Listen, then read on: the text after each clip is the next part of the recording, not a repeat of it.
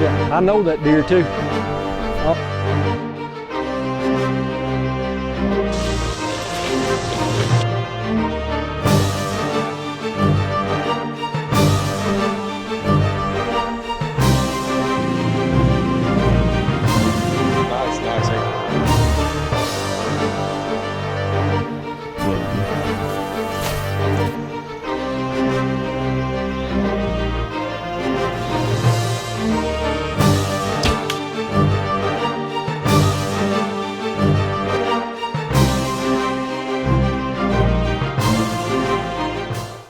Welcome to this week's show of Drawn to Whitetails. I'm Josh Yancey, and I'm up here in Illinois this week with our pro staff up here in Illinois, and we wanted to come up here this week to introduce these guys and kick it off this week because their season comes in on Thursday. Yep. So anyway, without further ado, I'm going to let these guys introduce themselves and tell who they are and what they're about. My name's Blaine Holloman. I've been deer hunting approximately about 30 years now. It's my passion. My family, God comes first, my family second, and absolute my deer hunting. I've been doing it, love doing it with these guys. We've been doing it for a long time, getting kind of good at it, but we still mess up like everybody else. We'll see what happens. I'm Joel Trevelyan, and I've been deer hunting about just the same amount of years as Blaine. And like he said, you know, we all hunt together, and we try to put God first and family second, and you know, pretty much in that order. I know we got some good places to hunt, and you know, we try to work together as a team on most everything. So hopefully we can get you some good footage and put down some good mature bucks. Paul McBride. Like to echo what these guys have said. We've been together pretty much since I can remember. We've got a lot of good experiences together, and we're going to try to bring some of those to you guys, the viewers, and hopefully we can get some good kills on film this year. We got a lot of cull bucks to try to get killed. A lot of our good deer have disappeared, but I'm pretty confident they will return this year, hopefully, and hopefully we can get, like I said, we can get some good kills for you guys. Hey guys, just want to tell you a little bit about what we're going on and what we're trying to accomplish. Is we met the guys from Kentucky with Drawn to Whitetail. We love what they're about. We like the way that they are trying to teach and bring everything that we do in the field to the public. So a little bit more of what we got going on is we have a tremendous amount of years of experience between us and what we're trying to accomplish, and what we went from and where we are now is a lot of years. We don't expect anybody to try to jump in that, but that's why we're here for you. We're trying to show you all what we've got going on. You can learn from our mistakes, hopefully. So here's what we're going. We've went from everyday hunting to killing a deer with horns, and now we're showing what the deer can do. We've got deer that we've got yearlings. We got 2-year-olds. We got 3-year-olds, and we're watching these deer mature. And now that we can get established with these deer, we're watching them grow up over the years. We can see what they're turning into, and we're on fire about it. We want these deer to get big, we want them to get mature, and we want to get them on tape for you guys to show you what they can do. So we've got several farms that we can hunt. We can control that.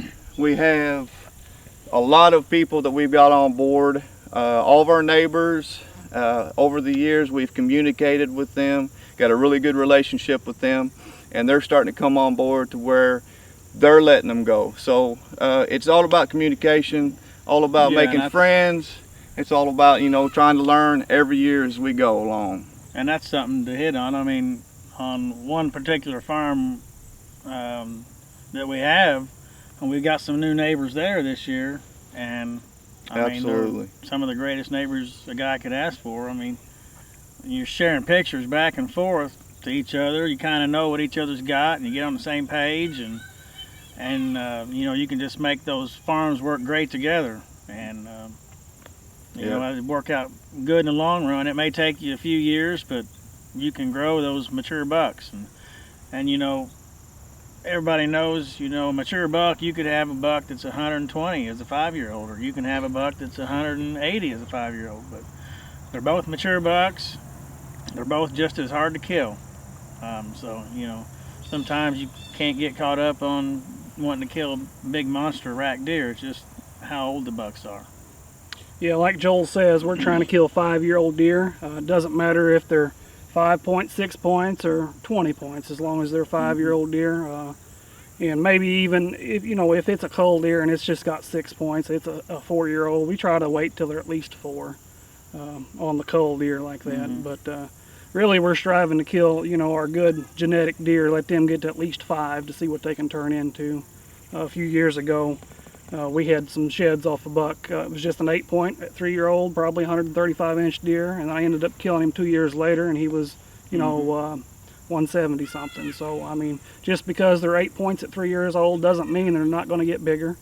I mean, it doesn't mean that they're not going to just stay an 8, but there's exceptions out there. So you can't really start managing your herd really, or I don't feel, until they're at least 4-year-old, and you can kind of see what they're going to make. Usually by 4-year-old, you kind of know whether or not they're going to be on the list or not. So yeah, and our season, it's fixing to open up here in 7 days. next So Thursday, hopefully that'll be good. But, Yeah. it looks a little warm right now. Yeah, Joel has an actual kind of a unique scenario. We don't like hunting early season. We don't like going in the morning time. We don't like to stink up an area.